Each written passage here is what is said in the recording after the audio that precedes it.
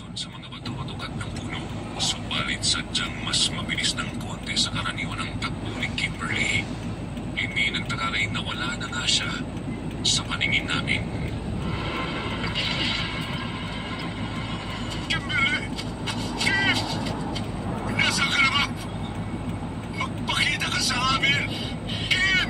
Kimberly! Naririnig mo ba kami? Kim naman o! Kim! Kim!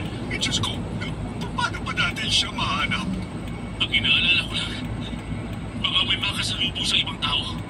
Ayaw ko isipin kung anong posibleng magawa ni Kim. Wala siya sa sarili niya ngayon. Alam ko na, kaya nga kailangan natin siyang makita agad. Ay, nari. Traffic masyado. Yan kaya, may pag-asa kaya pumunta kaya?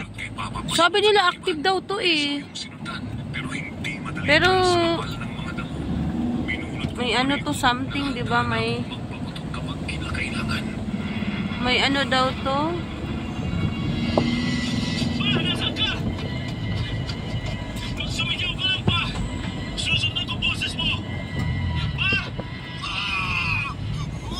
Anong meron?